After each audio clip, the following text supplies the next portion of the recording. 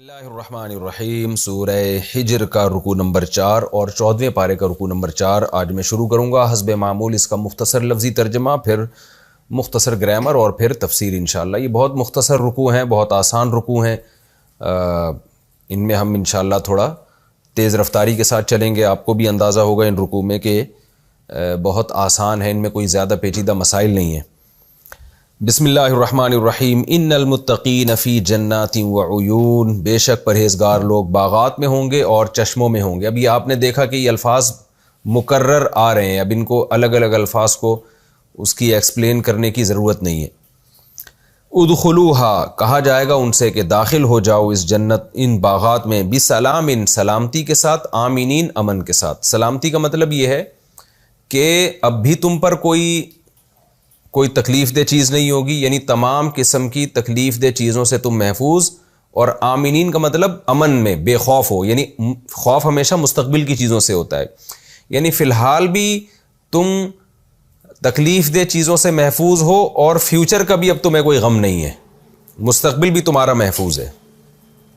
وَنَزَعْنَا مَا فِي صُدُورِهِمْ، نزع ينزع کا معنی کھینچ لینا، جیسے 30ویں پارے میں تھا نا، وَالنَّازِعَاتِ غَرْقًا، قسم ہے ان فرشتوں کی جو اندر گھس کے غرق ہو کے روح کو کھینچ کے نکالتے ہیں۔ تو وَنَزَعْنَا، ہم کھینچ کے نکال دیں گے، مَا فِي صُدُورِهِمْ، وہ چیز جو ان کے سینوں میں تھی، صدر سینے کو کہتے ہیں، صدور اس کی جمع، کیا چیز ان کے سینوں میں تھی؟ من غل، غل کہتے ہیں حقد کو، یعنی حقد کا مطلب یہ ہوتا ہے کہ کینہ، نفرت، جو ان کے دلوں میں نفرت تھی، کینہ تھا، وہ ہم نکال کے باہر پھینک دیں گے۔ اخوانن، یہ بھائی بھائی بنے ہوں گے، اخ بھائی کو کہتے ہیں، اخوان اس کی جمع آتی ہے۔ اخوانن علی سرر، سریر تخت کو کہتے ہیں، اس کی جمع سرر، یہ تختوں پر ہوں گے، عالی شان تختوں پر ہوں گے، بھائی بھائی بن کر، متقابلین، ایک دوسرے کے سامنے۔ تقابل کا مطلب ہوتا ہے ایک دوسرے کے مقابلے میں، یعنی ایک دوسرے کے آمنے سامنے بیٹھے ہوں گے تختوں پہ، جیسے گپ شپ لگاتے وقت ماحول ہوتا ہے۔ لا یمسہم فیہا نصب، مسا یمسو، وہی نہیں چھوئے گی وہاں ان کو کوئی تھکاوٹ، نصب تھکاوٹ کو، تکلیف کو، کوئی تکلیف ان کو، یعنی کوئی تھکاوٹ ان کو نہیں پہنچے گی۔ وما ہم منہا، اور نہیں ہوں گے یہ لوگ، منہا اس جنت سے، بمخرجین، بات تاکید کے لیے، مخرج نکالے جانے والے، مخرجین اس کی جمع، نہ یہ جنت سے کبھی نکالے جائیں گے۔ نبی عبادی، خبر دے دیں میرے بندوں کو، نبأ ینبئ کئی بار آ چکا ہے، یعنی النبأ العظیم تھا نا 30ویں پارے میں۔ نبی، خبر دے دیں آپ، عبادی میرے بندوں کو، کیا خبر دے دیں؟ انی، کہ بے شک میں الغفور، معاف کرنے والا بھی ہوں، الرحیم، اور رحم کرنے والا بھی ہوں۔ وَأَنَّ عَذَابِي، اور یہ بھی خبر دے دیں کہ بے شک میرا عذاب، هُوَ الْعَذَابُ الْأَلِيمُ، وہ دردناک عذاب ہے۔ وَنَبِّئْهُمْ، اور آپ ان کو خبر دیں، نبئہم، ان کو خبر دیں، عن ضیف ابراہیم، ابراہیم کے مہمانوں کے بارے میں۔ اذ دخلوا علیہ، جب وہ مہمان ابراہیم کے پاس آئے، فقالوا سلاما، تو کہنے لگے سلامن، یہ شارٹ ہے السلام علیکم کا، یعنی سلام، انہوں نے سلامتی کہی، کیا مطلب؟ السلام علیکم کہا، ابراہیم علیہ السلام پر سلام کیا۔ قال انا منکم وجلون، ابراہیم علیہ السلام نے جواب میں کہا، انا اصل میں تھا اننا، بے شک ہم آپ سے، وجلون، وجل یوجلو کا معنی ہوتا ہے گھبرانا، کسی کو دیکھ کے خوف زدہ ہونا۔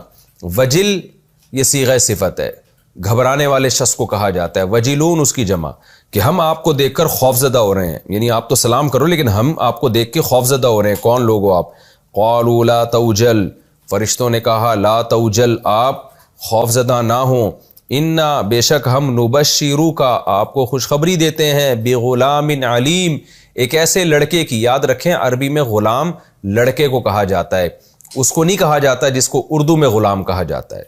اردو میں جس کو ہم غلام کہتے ہیں نا، جس کا آقا ہوتا ہے، اس کو عربی میں عبد کہتے ہیں، تو غلام کا معنی عربی میں لڑکا ہے، جس کی جمع غلمان آتی ہے۔ بغلام علیم، ہم آپ کو خوشخبری سناتے ہیں ایک لڑکے کی، علیم جس کے پاس علم ہوگا، یعنی مراد اسحاق علیہ السلام۔ قال، ابراہیم علیہ السلام نے فرمایا، ابشرتمونی، آ کا معنی کیا؟ بشرتم، تم خوشخبری دے رہے ہو، نی مجھے، علی اس بات پر، مسنی کہ چھوئی ہے مجھ کو، چھوا ہے مجھ کو، الکبر بڑھاپے میں، بڑھاپے نے، یعنی اس بات پر مجھے تم بشارت دے رہے ہو، بات پر کا مطلب اس بات کے باوجود، اس بات کے ہوتے ہوئے تم مجھے بشارت دے رہے ہو، کون سی بات کہ مجھے بڑھاپے نے چھوا ہے۔ کبر کہتے ہیں تکبر کو، کبر کہتے ہیں عمر میں اضافے کو، تو یعنی بڑھاپا مجھے چھو رہا ہے اور تم مجھے اس بڑھاپے کے باوجود خوشخبری سناتے ہو۔ فَبِمَا تُبَشِّرُونَ، اصل میں تھا فَبِمَا، تو بھلا کون سی چیز ہے تبشرون کہ تم بشارت دے رہے ہو اس کی، یعنی گویا کہ ابراہیم علیہ السلام نے تعجب سے کہا نا کہ فَبِمَا تُبَشِّرُونَ، تو کون سی چیز کی بشارت دے رہے ہو بھائی، تم اس بڑھاپے میں کس طرح کی مجھے خوشخبری سنا رہے ہو۔ تو یہ جملہ اس وقت کہا جاتا ہے جب کوئی تعجب ہوتا ہے۔ قالوا، فرشتے کہنے لگے، بشرناک، ہم آپ کو خوشخبری سناتے ہیں، بالحق، کی حق کے ساتھ، یعنی ہم بالکل صحیح خوشخبری دے رہے ہیں آپ کو۔ فلا تکن، پس آپ نہ ہو جائیے، من القانتین، نا امید ہونے والوں میں سے۔ قنوت کہتے ہیں نا امیدی کو، قانت نا امید ہونے والا، قانتین اس کی جمع آتی ہے۔ قال، تو ابراہیم علیہ السلام نے کہا، جیسے قرآن میں آتا ہے نا لا تقنطوا من رحمت اللہ، اللہ کی رحمت سے نا امید مت ہو۔ قال، ابراہیم نے جواب میں کہا، ومن یقنط، اور کون بھلا نا امید ہوتا ہے، من رحمت ربہ، اپنے رب کی رحمت سے، الا الضالون، سوائے گمراہوں کے، گمراہ لوگ ہی اللہ کی رحمت سے نا امید ہوتے ہیں۔ قال، تو فرشتوں نے پھر ابراہیم علیہ السلام نے پوچھا، فما خطبکم، تمہاری حالت کیا ہے، خطب کہتے ہیں حالت کو، ما خطبکم یعنی تمہاری اصل حالت کیا ہے، اصل کنڈیشن کیا ہے۔ ایھا المرسلون، اے وہ لوگوں جن کو بھیجا گیا، یعنی اللہ کی طرف سے جو فرشتے میرے پاس آئے ہیں جن کو اللہ نے بھیجا ہے، تمہاری اصل حالت کیا ہے، یعنی اصل تمہارا کام کیا ہے۔ خطب جو ہے نا، اصل کا اس کا لفظی ترجمہ تو ہوتا ہے تمہاری حالت کیا ہے، لیکن اس سے مفہوم یہ ہوتا ہے کہ تمہارا کام کیا ہے، یعنی تم اس وقت کس کام کو دے کے بھیجے گئے ہو۔ جیسے کوئی مہمان آپ کے گھر آئے، آپ کہتے ہیں ما خطبکم، کیا چاہتے ہو تم، یعنی تم اس وقت کس کنڈیشن میں ہو، یعنی مجھ سے کیا مطالبہ ہے تمہارا، تو ان تمام معنی میں استعمال ہوتا ہے۔ قالوا، وہ جواب میں کہنے لگے، انا، بے شک ہم، ارسلنا، بھیجے گئے ہیں، الی قوم مجرمین، ایک مجرم قوم کی طرف، یعنی بھیجے گئے ہیں عذاب کے ساتھ، الا آل لوط، سوائے لوط کی قوم، لوط کی آل، لوط علیہ السلام کی آل، یعنی ان کی طرف ہم نہیں بھیجے گئے، یعنی ان کو عذاب دینے کے لیے نہیں بھیجے گئے۔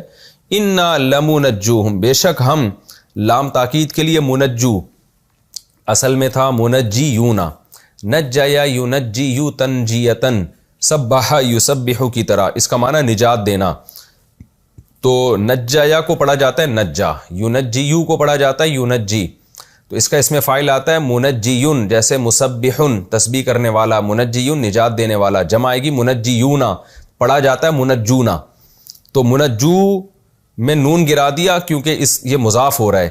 انا لمنجوہم، بے شک ہم منجو، نجات دینے والے ہیں، ہم، لوط کی قوم کو، اجمعین، سب کے سب کو، یعنی لوط علیہ السلام کی قوم نہیں، ان کی آل، جو ان کے اہل و عیال ہیں، ان سب کے سب کو ہم نجات دینے والے ہیں۔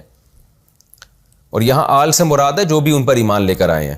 الا امرأتہ، سوائے ان کی بیوی کے، قدرنا، ہم نے اندازہ ٹھہرا لیا ہے، کیا اندازہ، انہا، کہ بے شک وہ جو لوط علیہ السلام کی بیوی ہے، لمن الغابرین، پیچھے رہ جانے والوں میں ہوگی وہ۔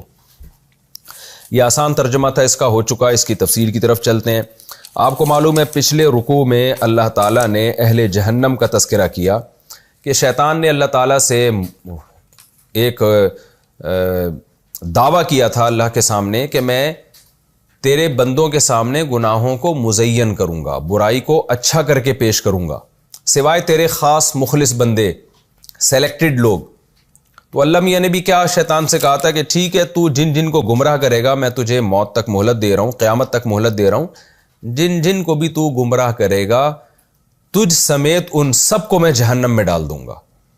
اور پھر اس جہنم کے بھی اللہ نے بتایا کہ 7 طبقات ہیں، 7 دروازے ہیں اس کے، تو سب کو تجھ سمیت جہنم میں ڈالوں گا۔ قرآن کی عادت ہے جہاں بھی قرآن وعید کی بات کرتا ہے اور برے لوگوں کے لیے جہنم کی آگ کا تذکرہ کرتا ہے، وہیں قرآن مایوسی سے بچانے کے لیے نیک لوگوں کے لیے جنت کی عیش و عشرت کا بھی تذکرہ کرتا ہے۔ یہ قرآن کی عادت ہے، تو اسی سنت کو پورا کرتے ہوئے اللہ رب العزت نے، جو اللہ کی عادت ہے، آگے جنتیوں کا بھی تذکرہ شروع کر دیا۔ اور وہ جنتیوں کا تذکرہ کیا شروع کیا؟ ان المتقین، بے شک پرہیزگار لوگ۔ پرہیزگار کا کیا مطلب؟ بار بار میں تقوی کو ڈیفائن کر چکا ہوں، ایکسپلین کر چکا ہوں کہ بچنے کو کہتے ہیں، یعنی برائیوں سے بچنے والے۔ تو ہم متقین کا آسان ترجمہ کریں گے برائیوں سے بچنے والے لوگ۔ فی جناتن، وہ باغات میں ہوں گے۔ جنات کو بھی میں ایکسپلین کر چکا ہوں، یہ کیسے بنا یہ لفظ، اس کا اصل مفہوم کیا ہے۔ وہ عیون، اور چشموں میں ہوں گے، پانی کی چشمے، آبشاریں۔ آپ کو پتہ ہے جو نیچرل بیوٹی دنیا میں آج بھی آبشاروں میں سمجھی جاتی ہے۔ دو قسم کی بیوٹی دنیا میں سمجھی جاتی ہے، گرینری بہت زبردست ہو، پھل پھول بیل بوٹے خوبصورت، اور دوسری آبشاریں ہوں، پانی ہو بہتا ہوا۔ دنیا میں بہت سے ایسے مقامات ہیں جہاں خوبصورتی بہت ہے گرینری کی وجہ سے۔ جیسے آپ مری کی طرف چلے جائیں تو آپ کو بہت زیادہ وہاں گرینری نظر آئے گی، مگر آبشاریں اور چشمے بہتے ہوئے نظر نہیں آئیں گے۔ KPK کے بعض علاقوں میں آپ چلے جائیں یا دنیا کے بعض علاقوں میں چلے جائیں، وہاں گرینری نہیں ہے لیکن پانی کے چشمے اور آبشاریں اور شور بہت ہے۔ لیکن سب سے زیادہ بیوٹی اس جگہ میں ہوتی ہے جہاں بے تحاشا گرینری بھی ہو اور پھر آبشاریں بہتے ہوئے، جو ہے نا ٹھنڈا پانی بہتا ہوا اور گرتی ہوئی آبشاریں بھی ہوں۔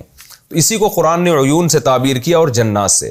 جنات کا معنی باغات اور عیون کا معنی چشمے۔ تو اس لیے اللہ فرماتے ہیں کہ ہم نے پرہیزگار لوگوں کو، جو نیک اور پرہیزگار لوگ ہیں، وہ گھنے باغات میں بھی ہوں گے اور چشموں میں بھی ہوں گے، اور ان سے کہا جائے گا ادخلوہا، ان باغات میں جن میں آبشاریں بہ رہی ہیں، آبشاریں گر رہی ہیں، ان باغات میں داخل ہو جاؤ بسلام آمینین، دو صفات کے ساتھ۔ جب بھی ہم دنیا میں کسی ایسے خوبصورت علاقے میں جاتے ہیں تو دو چیزوں کا ہمیں ڈر بہرحال ہوتا ہے۔ وہ ڈر کیا ہوتا ہے؟ کہ یہاں ہمیں کوئی نقصان نہ ہو جائے، اور فیوچر کے بارے میں بھی ڈر رہے ہوتے ہیں کہ کہیں یہ چیزیں ہم سے چھین نہ لی جائیں۔ آج تو ہم اس علاقے میں ہیں، یہاں ہمیں گھر مل گیا، تو یہ گھر ہم سے کہیں چھین نہ جائے، یہ جگہ ہم سے کہیں چھین نہ لی جائے، یا کوئی ڈاکو ہم پہ حملہ نہ کر دے، یا سردی سے ہم مر نہ جائیں۔ بہت سارے خطرات ہوتے ہیں۔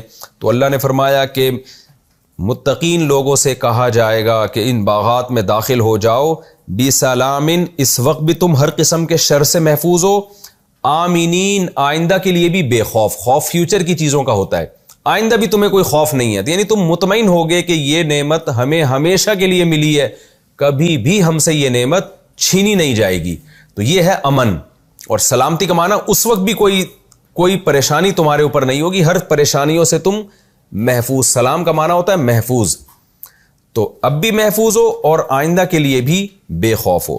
وَنَزَعْنَا مَا فِي صُدُورِهِم مِّن غِلٍّ، اللہ فرماتے ہیں وہاں کا ماحول بھی محبت والا ہوگا جنتیوں کا، اور جنتیوں میں جو دنیا میں ان کے دل میں جو کینہ تھا، وہ کینہ ہم نزعنا، کھینچ کے باہر نکال دیں گے۔ دیکھیں قرآن کے عجیب الفاظ ہیں۔ اللہ تعالیٰ یہ بھی کہہ سکتے تھے کہ اخرجنا ما فی صدورہم من غل، کہ دنیا میں اہل ایمان اور نیک اعمال کرنے والوں کے دلوں میں اگر کوئی کینہ اور بغض تھا، کوئی نفرت تھی، تو ہم جنت میں اس کو نکال دیں گے، یعنی جنت میں ان کے درمیان محبت ہوگی۔ لیکن اللہ نے اخرجنا کا لفظ استعمال نہیں کیا، بلکہ یہ بلاغت ہے۔ نزعنا کا معنی ہوتا ہے کھینچ کے نکالنا۔ اس میں دو طرح کی بلاغت ہے۔ ایک تو یہ ہے کہ بعض دفعہ اتنا زیادہ کینہ ہوتا ہے کہ دو نیک لوگوں کے درمیان بھی ایسی غلط فہمیاں ہو جاتی ہیں اور اتنی نفرت آپس میں ہو جاتی ہے کہ ایسا لگتا ہے کہ یہ نفرت اب ان کے درمیان میں ان میں نکل سکتی نہیں ہے۔ تو اللہ تعالیٰ فرماتے ہیں کہ جتنی بھی نفرت پیوست ہو گئی ہو نا، کیونکہ دیکھیں جب کوئی چیز کسی چیز کے ساتھ چپک جاتی ہے تو اس کو کھینچنا پڑتا ہے، نکالنا کافی نہیں ہوتا، یعنی طاقت کے ساتھ کھینچنا پڑتا ہے۔ تو گویا اس میں قرآن نے یہ بلاغت بیان کر دی کہ دنیا میں جنتیوں، جو دو ایسے شخص ہیں جنہوں نے جنت میں جانا ہے، لیکن یہ کہ ان کے دلوں میں آپس میں کسی وجہ سے شیطان نے غلط فہمی ڈال دی اور نفرت پیدا ہو گئی۔ غلط فہمیوں کی بیس پہ بھی ہو جاتی ہے، پروپیگنڈے کی بیس پہ بھی ہو جاتی ہے۔ دو اچھے بھلے نیک آدمی ہوتے ہیں لیکن بیچ میں کچھ شرارتی لوگوں نے آپس میں لڑوا دیا ہوتا ہے، غلط فہمیاں پھیلا دی ہوتی ہیں۔ تو اللہ فرماتے ہیں کہ اگر وہ اتنی شدید نفرت تھی کہ تم اس کے بارے میں یہ سمجھ رہے تھے کہ یہ نفرت تو ختم ہو ہی نہیں سکتی، تو ہم کیا کریں گے، نزعنا، اس کو کھینچ کے نکالیں گے ہم۔ تاکہ ان کے دل آپس میں صاف ہو جائیں اور جنت میں نفرت کا ماحول نہ ہو۔ تو ایک تو یہ بلاغت ہے کہ نزعنا کے لفظ سے اللہ نے یہ ہمیں بتایا کہ کسی نوعیت کی بھی نفرت ہو، کتنی ہی شدید ہو، وہ بھی نکل جائے گی جنت میں۔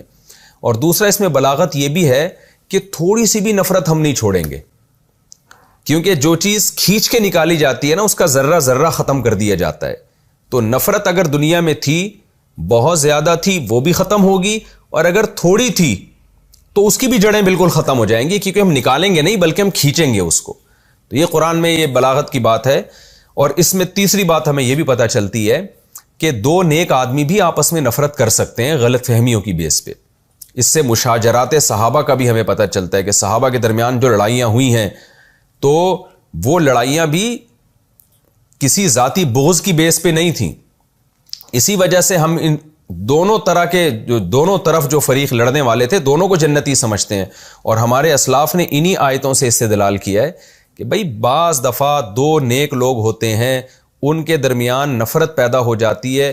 یہ نفرت کسی لالچ کی بیس پہ نہیں ہوتی، حکومت کی چاہت کی بیس پہ نہیں ہوتی، اور ذاتی عناد اور بغض کی بیس پہ نہیں ہوتی، بلکہ یہ نفرت کچھ لوگوں نے یا شیطان نے بیچ میں غلط فہمیاں پھیلا کر آپس میں نفرتیں پیدا کر دی ہوتی ہیں۔ اللہ کے علم میں یہ بات ہوتی ہے کہ یہ دونوں ٹھیک ہیں، یہ دونوں نیک ہیں، لوگ لڑا نہیں دیتے۔ حدیث میں آتا ہے کہ شیطان اپنا تخت جو ہے پانی پہ بچھاتا ہے اور پھر وہ شتونگڑوں سے پوچھتا ہے کہ تم نے کیا کیا۔ ایک شیطان آ کے بتاتا ہے میں نے محبت کرنے والے میاں بیوی تھے، ان کے درمیان نفرت ڈال دی، اور ایسی نفرت ڈالی کہ طلاق دلوا دی۔ تو شیطان خوش ہوتا ہے اور اس کو گلے سے لگاتا ہے۔ تو اس سے صاف پتہ چلتا ہے کہ بعض دفعہ دونوں میاں بیوی میں لڑائی ہو جاتی ہے، حالانکہ دونوں نیک ہوتے ہیں، لوگوں نے غلط فہمیاں پھیلا دی ہوتی ہیں، رشتہ داروں نے غلط فہمیاں پھیلا دی ہوتی ہیں، بعض دفعہ دوستوں میں نفرت ہو جاتی ہے، بعض دفعہ دو علماء میں نفرت ہو جاتی ہے، حالانکہ دونوں نیک ہیں لیکن غلط فہمیاں پھیلا دی جاتی ہیں۔ تو اب اللہ تعالیٰ نے چونکہ قیامت کا دن انصاف کا دن رکھا ہے، اللہ کے علم میں ہے کہ یہ دونوں مخلص ہیں، ان کے درمیان نفرت کسی غلط فہمی کی بیس پہ ہوئی ہے، لوگوں نے ان کو لڑوایا ہے۔ تو قرآن کہہ رہا ہے کہ ہم ان دو نفرت کرنے والوں کے دل میں بھی جنت میں محبت پیدا کر دیں گے، اور ان کے درمیان جو بھی نفرت تھی، بغض تھی، اس کو ہم کھینچ کے نکال دیں گے۔ بعض روایات میں یہ مضمون ہے کہ حضرت علی رضی اللہ تعالیٰ عنہ کا جب حضرت معاویہ سے اختلاف ہوا اور لڑائی ہوئی تو حضرت علی یہ آیات پڑھا کرتے تھے کہ ان آیات میں یعنی اللہ نے ہمارے ان بھائیوں کا تذکرہ کیا۔ میں حضرت علی کے الفاظ اس کا مفہوم اپنے الفاظ میں بیان کر رہا ہوں، اور وہ آیات کی تلاوت کرتے تھے وَنَزَعْنَا مَا فِي صُدُورِهِم مِّن غِلٍّ إِخْوَانًا عَلَىٰ سُرُرٍ مُتَقَابِلِينَ، کہ ہمارا شمار انہی لوگوں میں ہے جن کے بارے میں قیامت کے دن اللہ تعالیٰ فرمائیں گے کہ میں نے ان کے دلوں میں آپس میں نفرت کو، بغض کو نکال دیا۔ یعنی وہ سمجھتے تھے کہ ان کو غلط فہمی ہے جس کی بیس پہ یہ ہم سے لڑ رہے ہیں۔ تو اس لیے حضرت علی رضی اللہ تعالیٰ عنہ نے کبھی بھی اپنے مخالف لڑنے والے صحابہ کو معاذ اللہ نقل کفر، گمراہ یا جہنمی قرار نہیں دیا، بلکہ حضرت علی ان کے بارے میں یہ فتویٰ دیا کرتے تھے کہ یہ وہ لوگ ہیں جن سے غلط فہمی ہوئی ہے، جن کو غلط گائیڈ کیا گیا ہے، اور ہم اس لیے لڑ رہے ہیں کیونکہ اللہ کا حکم ہے کہ جو بھی فریق جو خلیفہ وقت کی نافرمانی کرے گا تو اس کے خلاف لڑائی فرض ہے۔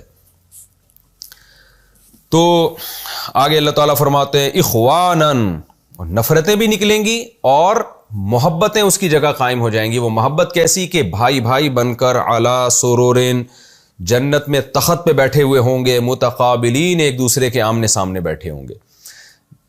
جیسے جو شاہی رواج ہوا کرتا تھا اس زمانے میں، قرآن مثالیں وہی دیتا ہے جو آسانی سے سمجھ میں آتی ہیں۔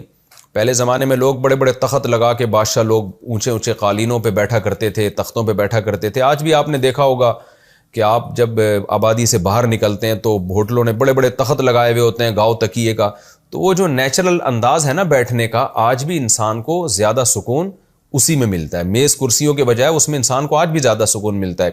تو اللہ نے جنت میں اسی کا تذکرہ کیا، فرمایا لا یمسہم فیہا نصب، ان کو نہ اس جنت میں کوئی تھکاوٹ، مصیبت پہنچے گی، وما ہم منہا بمخرجین، اور کبھی بھی اس سے نکالے نہیں جائیں گے۔ یہ سب سے بڑی نعمت، ہمیشہ اس میں رہیں گے۔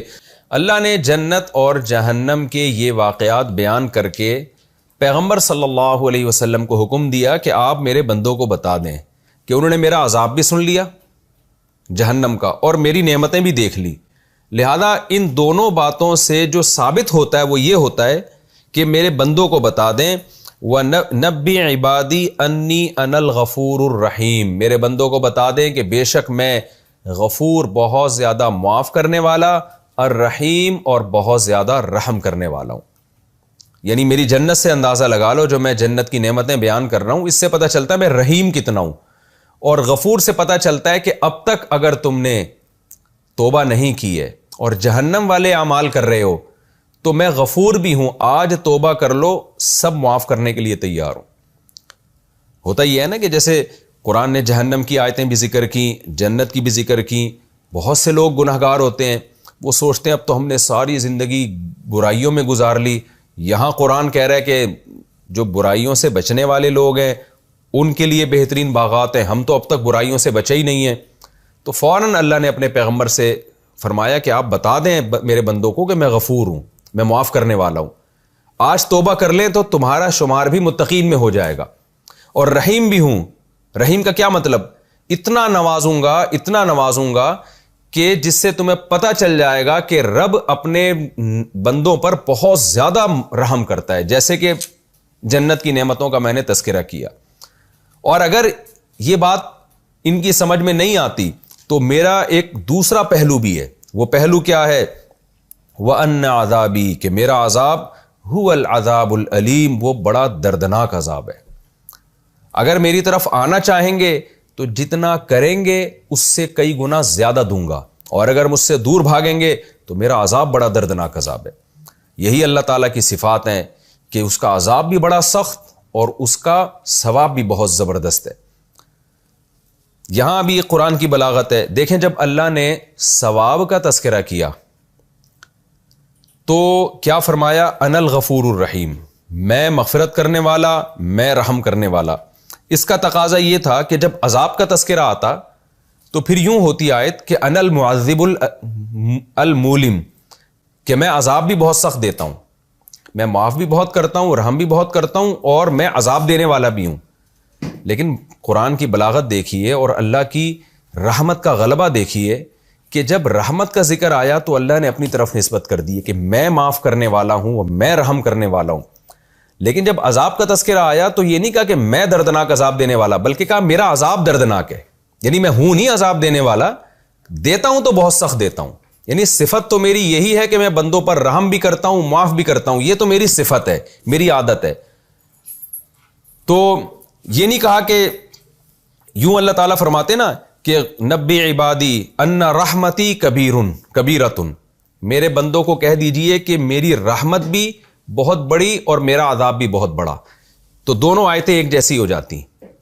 یا اللہ اس کے برعکس یوں فرما دیتے کہ میرے بندوں سے کہہ دیجئے کہ میں مغفرت کرنے والا بھی ہوں، رحم کرنے والا بھی ہوں اور عذاب دینے والا بھی ہوں، تو بھی دونوں آیتیں سیم ہو جاتی۔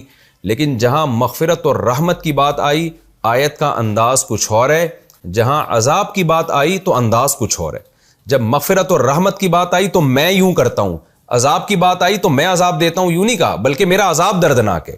تو علماء نے اس میں بھی بلاغت کا ایک نقطہ ذکر کیا ہے کہ اللہ اس عذاب کی نسبت اپنی طرف کرنے کو پسند نہیں کر رہا کہ میں عذاب دینے والا ہوں، بلکہ گویا کہ ایک عارضہ ہے جس کی وجہ سے مجھے عذاب دینا پڑ جاتا ہے، تو پھر وہ بڑا سخت عذاب ہوتا ہے۔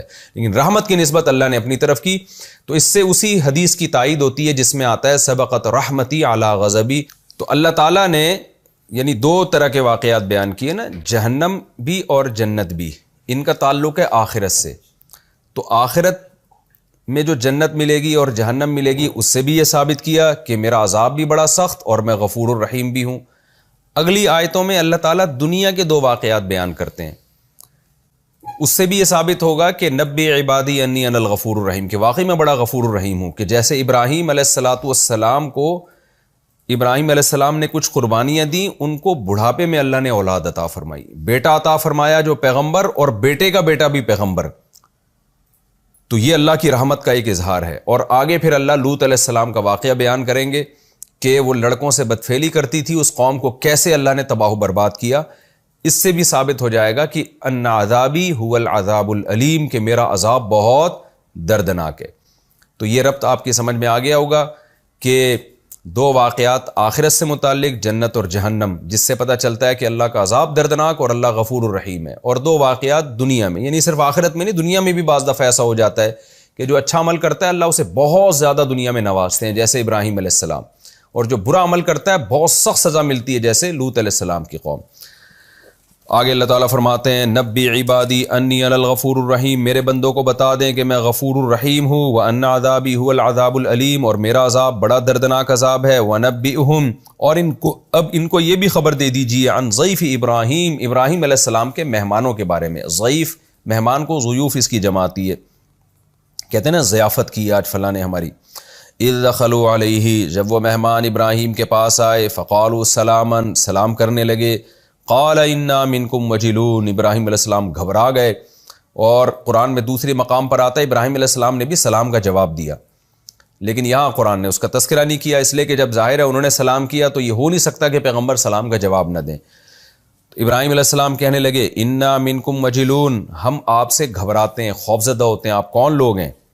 دوسرے آیت میں اس کی ڈیٹیل ہے کہ اچانک نہیں گھبرائے، بلکہ ان کے سامنے بھنا ہوا بچڑا رکھا، کھانے کا انتظام کیا۔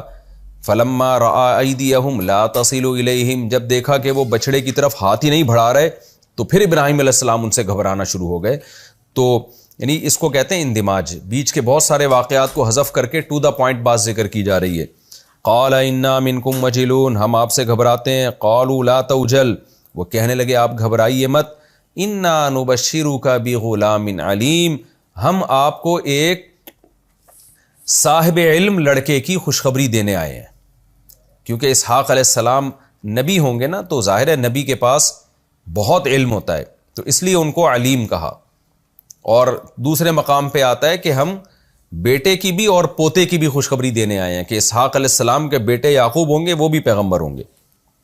قال ابشرتمونی، ابراہیم علیہ السلام نے کہا کیا تم مجھے خوشخبری سنا رہے ہو، علام مسنی الکبر، اس بات کے باوجود کہ مجھے بڑھاپے نے چھو لیا ہے، یعنی میں بوڑھا ہو گیا ہوں۔ فبما تبشرون، تو تم کس چیز کی خوشخبری دے رہے ہو بھائی مجھے؟ تو یہ اس آیت کا مطلب یہ نہیں کہ ابراہیم علیہ السلام کو ان کے بارے میں یہ تھا کہ معاذ اللہ یہ جھوٹ بول رہے ہیں، بلکہ تعجب کے اظہار کے لیے اس طرح کے کلمات کہے جاتے ہیں کہ ٹھیک ہے تم فرشتے ہو، یہ بھی ثابت ہو گیا اللہ نے تمہیں بھیجا ہے، ابراہیم علیہ السلام نے اپنی فراست سے بھی پہچان لیا، لیکن جب بھی کوئی ایسی بات بتائی جاتی ہے تو انداز یہی ہوتا ہے بھائی تم کس بات کی خوشخبری دے رہے ہو، میری سمجھ میں نہیں آ رہا، اس کو ذرا ایکسپلین کرو، کیسے اولاد ہو جائے گی بڑھاپے میں؟ قالوا بشرناک بالحق، وہ کہنے لگے آپ تعجب نہ کریں، ہم آپ کو بالکل حق کے ساتھ خوشخبری دے رہے ہیں، 100% برحق خوشخبری ہے یہ۔ فلا تکن من القانتین، آپ اللہ کی رحمت سے مایوس ہو جانے والوں میں سے نہ ہو جائیں۔ ایسی باتیں تو وہ لوگ کرتے ہیں جو اللہ کی رحمت سے مایوس ہوتے ہیں، وہ اسباب کو دیکھ رہے ہوتے ہیں، جن کی نظر اللہ پہ ہوتی ہے وہ اسباب کو تھوڑی دیکھتے ہیں، تو اللہ کے لیے کیا مشکل ہے؟ تو فوراً ابراہیم علیہ السلام نے اس اعتراض کا جواب دیا کہ بھائی میں اللہ کی رحمت سے مایوس نہیں ہو رہا، بلکہ میں تو ایک تعجب سے تم سے پوچھ رہا ہوں کہ بڑھاپے میں اکثر اولاد ہوتی نہیں ہے، تو میرے کیسے کیا صورت ممکن ہے کہ اس وقت اولاد ہو جائے گی؟ قال ومن يقنط من رحمت ربه، ابراہیم علیہ السلام نے فرمایا بھلا اللہ کی رحمت سے کون مایوس ہوتا ہے؟ الا الضالون، سوائے گمراہ لوگوں کے۔ تم کیا میں ایسی گمراہی کی باتیں کر سکتا ہوں؟ تو قطعاً میں مایوس نہیں ہوں اللہ کی رحمت سے، بس ایک تعجب تھا کہ بڑھاپے میں تو کسی کو آج تک ہم نے نہیں سنا اولاد مل رہی، اس لیے میں نے اس انداز سے تم سے سوال کیا، باقی اللہ کے لیے تو مجھے پتہ ہے کہ سب کچھ ممکن ہے۔ کیسی بلاغت کی بات ہے، اور کیسا اس سے ہمیں سبق مل رہا ہے کہ پیغمبر کیسے مایوس، یعنی اللہ کی رحمت سے مایوس بھی نہیں ہوتے اور مایوس ہونے والوں کو گمراہ بھی سمجھتے ہیں۔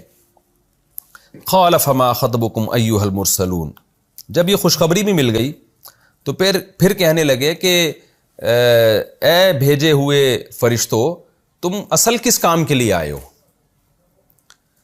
اصل کس کام کے لیے آئے ہو؟ یعنی تم نے مجھے خوشخبری تو دے دی۔ دیکھیں اس سے پتہ چلتا ہے کہ ابراہیم علیہ السلام کو یہ اندازہ ہو گیا تھا کہ یہ اصل جو آئے ہیں نا مجھے خوشخبری دینے کے لیے نہیں آئے، کسی اور کام کے لیے آئے ہیں۔ وجہ کیا تھی؟ یہاں علماء نے ایک نقطہ بیان کیا ہے کہ ابراہیم علیہ السلام کو یہ کیسے اندازہ ہو گیا کہ یہ آئے کسی اور کام کے لیے ہیں۔ وہ ایسے اندازہ ہوا کہ عام طور پر خوشخبری دینے کے لیے ایک فرد کو بھیجا جاتا ہے، دنیا میں ہمیشہ سے یہ رواج ہے، عرب میں بھی یہ رواج تھا کہ جب کسی کو خوشخبری دینی ہوتی تو ایک بندہ جاتا تھا، اور اللہ کی عادت یہ رہی ہے کہ جب عذاب دینا ہوتا ہے نا تو فرشتوں کی جماعتیں اترتی ہیں اوپر سے۔ تو ابراہیم علیہ السلام کو کیونکہ وہ 4 یا 5 فرشتے تھے، زیادہ تعداد میں تھے، تو ان کو دیکھ کے اندازہ ہو گیا کہ یہ اصل مجھے خوشخبری دینے کے لیے نہیں آئے ہیں، اگر صرف خوشخبری دینا ہوتی تو اللہ آسمان سے وہی نازل کر دیتا، یہ ایک فرشتے کو بھیج دیتا۔ تو یہ جو پورا پروسیس ہے، انسانی شکل میں آ رہے ہیں اور پھر میں بچڑا رکھ رہا ہوں، اتنا تکلف ہو رہا ہے، یہ کھانا نہیں کھا رہے، یہ پورا پروسیس یہ کسی اور کام کے لیے لگتا ہے۔ تو اس لیے ابراہیم علیہ السلام نے پوچھا تمہارا اصل مقصد کیا ہے آنے کا؟ تو پھر انہوں نے بتایا کہ ہم عذاب دینے کے لیے آئے ہیں۔ اور اس میں ایک یہ بھی ہمیں بلاغت کی بات پتہ چلتی ہے کہ اللہ تعالیٰ بھی نا لوگوں سے اسی طرح ڈیل کرتے ہیں جس طرح کسی قوم میں کلچر اور رواج ہو۔ یہاں علماء نے بلاغت کی ایک نقطہ، بڑا پیارا نقطہ ذکر کیا ہے کہ دیکھیں عام طور پر اس زمانے میں دستور یہ تھا کہ خوشخبری کے لیے ایک شخص کو بھیجا جاتا تھا، اور جب کوئی دھمکی دینی ہوتی تھی یا کوئی مصیبت میں ڈالنا ہوتا تو زیادہ افراد جاتے تھے، ورنہ کم از کم اتنا تو رواج پکا ڈھکا تھا کہ خوشخبری کے لیے ایک ہی فرد کو بھیجا جاتا ہے۔ تو اللہ تعالیٰ نے بھی اس زمانے کے رواج کے لحاظ سے کیا کیا کہ خوشخبری کے لیے یعنی عذاب دینے کے لیے اللہ نے ایک فرشتے کو نہیں بھیجا، اور ابراہیم علیہ السلام کے پاس جب خوشخبری دینے کے لیے گئے ہیں 4 فرشتے یا زیادہ تعداد میں فرشتے، تو زیادہ اس لیے بھیجے تاکہ یہ بتانے کے لیے کہ اصل میں یہ خوشخبری کے لیے نہیں آئے ہیں، جیسے کہ قال فما خطبکم ایھا المرسلون سے پتہ چلتا ہے۔ تو اللہ تعالیٰ بھی لوگوں کے کلچر کی اور مزاج کی رعایت کرتے ہیں، اس لیے علماء نے یہ بات کہی ہے کہ ہم جب بھی کسی قوم میں رہیں تو ہمیں اس کے کلچر کی اور اس کے رسم و رواج کی رعایت کرنی چاہیے، اس کا خیال کرنا چاہیے، جب تک کہ وہ کلچر یا وہ رسم و رواج شریعت کے خلاف نہ ہو یا اس میں کوئی نقصان نہ ہو۔ تو نارمل جیسے سب رہتے ہیں اور جو ان کے طور طریقے ہیں انہی طور طریقوں کے مطابق رہنا چاہیے۔ یہی وجہ ہے کہ حدیث میں نبی صلی اللہ علیہ وسلم نے شہرت کا لباس پہننے سے منع کیا۔ شہرت کا لباس یہ کہ ایسا یونیک قسم کا لباس جو آپ نے ہی پہنا ہوا ہو، دنیا میں اور کوئی نہ پہن رہا ہو اس کو، تو آپ دیکھنے میں ایک عجیب سے لگے اس میں، یا آپ اپنے آپ کو بہت زیادہ مشہور کرنا چاہتے ہیں وہ لباس پہن کے۔ تو ابراہیم علیہ السلام نے فرمایا تم اصل کس کام کے لیے آئے ہو؟ قالوا انا ارسلنا الی قوم مجرمین، ہم بھیجے گئے ایک مجرم قوم کی طرف۔ یہ تو درمیان میں ہم نے کہا چلو آپ کو خوشخبری دیتے ہوئے چلتے ہیں، اصل تو ہم ایک مجرم قوم کی طرف بھیجے گئے ہیں، یعنی عذاب کے لیے۔ الا آل لوط، سوائے لوط علیہ السلام کی آل کے۔ آل سے یہاں مراد ہے جو لوط علیہ السلام کے رشتہ دار اور جو ان پر ایمان لانے والے لوگ تھے، رشتہ دار بھی داخل ہیں اس میں اور اہل ایمان بھی داخل ہیں، سوائے ان لوگوں کے۔ انا لمنجوہم اجمعین، ان سب کے سب کو ہم نجات دے دیں گے، یعنی لوط علیہ السلام اور ان کی آل کو۔ اب اس سے وہم ہوتا تھا کہ آل میں تو سب سے پہلے بیوی داخل ہوتی ہے، تو فرشتوں نے فوراً استثناء کر دیا الا امرأتہ، سوائے لوط کی بیوی، اس کو ہم نجات نہیں دیں گے۔ قدرنا، ہم نے اس کے بارے میں اندازہ ٹھہرا لیا ہے، پہلے سے پلان کر لیا ہے، انہا لمن الغابرین، کہ بے شک وہ بھی پیچھے رہ جانے والوں میں سے ہوگی۔ یعنی جب لوط علیہ السلام کو عذاب سے نکالا جائے گا، بچایا جائے گا، تو ان کی بیوی پیچھے رہ جانے والوں میں سے ہو جائے گی، وہ ان کے ساتھ نہیں بھاگ سکے گی۔ اور اس کی صورت جو روایات میں آتی ہے یہ بنی کہ لوط علیہ السلام نے حکم دیا تھا جب قوم پہ عذاب آئے گا تو پیچھے مڑ کے نہ دیکھنا، تو اور اسی وجہ سے لوط علیہ السلام کو حکم تھا کہ وہ پیچھے پیچھے ہوں، قوم کو آگے آگے رکھیں، تاکہ قوم لوط علیہ السلام کے خوف سے پیچھے نہ دیکھے، کیونکہ اللہ نے فیصلہ کیا تھا جو پیچھے مڑ کے دیکھے گا اس کو بھی عذاب میں ہلاک کروں گا میں۔ اب اس میں حکمت کیا ہو سکتی ہے؟ شاید یہ حکمت ہو کہ بھئی پیچھے دیکھنا اس کی علامت ہے کہ آپ کو یقین نہیں ہے کہ پتہ نہیں آ بھی رہا ہے کہ عذاب کے نہیں آ رہا۔ یہ بھی ہوتا ہے نا کہ بعض دفعہ آدمی دیکھتا ہے کہ پیغمبر نے جو بات کہی ہے صحیح بھی ہے یا نہیں ہے، تو اللہ کو اس پہ بھی غصہ کہ جب پیغمبر ایک بات کہہ رہے ہیں تو یقین کر لو کہ عذاب آ رہا ہے، تو پیچھے مڑ کے دیکھنا یہ شک کی علامت ہے، اس لیے اللہ اس کو بھی عذاب میں ہلاک کر دے گا۔ تو لوط علیہ السلام کی بیوی کو چونکہ ایمان نہیں لائی تھی تو اس نے پیچھے مڑ کے دیکھا کہ پتہ نہیں عذاب آ بھی رہا ہے کہ نہیں آ رہا، تو ایک پتھر اس کے بھی آ کے لگا۔ اللہ ہم سب کو ایسے عذاب سے محفوظ رکھیں۔ اور دوسری حکمت یہ بھی تھی کہ جہاں اللہ کا قہر اور غضب نازل ہوتا ہے تو وہاں ابدیت کا تقاضا یہ کہ جلد سے جلد بھاگو، پیچھے مڑ مڑ کے نہ دیکھو۔ جیسے کہ حدیث میں آتا ہے نا، جب آپ قوم عاد اور قوم سمود کی بستیوں سے گزرتے تو اپنی سواری کو تیز کر لیتے، کیونکہ وہ جگہ ہے جہاں اللہ کا غضب اور قہر نازل ہوا ہے۔ تو ابدیت اور غلام ہونے کا اور اللہ کی عظمت اور خشیت کا تقاضا یہ ہے کہ اس جگہ سے بھاگیں جلدی سے ہم، کہ کہیں ہم پر بھی عذاب نہ آ جائے۔ تو یہ بھی حکمت تھی۔ الا امرأتہ قدرنا انہا لمن الغابرین، لوط علیہ السلام کی بیوی کو کیوں ہلاک کیا گیا؟ اس کی وجہ کہ وہ لوگوں کو لڑکوں سے بدفعلی میں لوگوں کے ساتھ تعاون کیا کرتی تھی، مخبری کر دیا کرتی تھی جا کے۔ یہ ہمارا رکوع کمپلیٹ ہو گیا، اس میں بھی ہمیں علمی اسباق ملتے ہیں، جنت کی نعمتوں کا تذکرہ ملتا ہے، تھوڑی دیر کے لیے روزانہ علماء کہتے ہیں کہ 5 منٹ ہمیں نکال کے جہنم کا بھی مراقبہ کرنا چاہیے اور جنت کا بھی مراقبہ کرنا چاہیے. یہ دنیا ختم ہونے والی ہے، چند دنوں میں ختم ہو جاتی ہے. خوش قسمت ہیں وہ لوگ جو آخرت کی تیاری کریں اور ہمیشہ ہمیشہ کے باغات میں داخل ہو جائیں. اور اللہ نے اس رکوع میں ہمیں بتا دیا کہ پرہیزگار لوگوں کو بسا اوقات دنیا میں بھی اجر ملتا ہے، جیسے ابراہیم علیہ السلام کو دنیا میں بھی اجر ملا. کیسی نیک صالح اولادیں اللہ نے آپ کو عطا فرمائی. اور گناہگار لوگوں کو دنیا میں بھی عذاب مل جاتا ہے بعض دفعہ، جیسے لوط علیہ السلام کی قوم کو دنیا میں عذاب ملا. اور اس سے لڑکوں سے بدفعلی کتنا گندا اور پلید عمل ہے، اس کا بھی ہمیں اسی سے پتہ چلتا ہے. یہ رکوع کمپلیٹ ہوا، ہم اگلے رکوع کی طرف چلتے ہیں.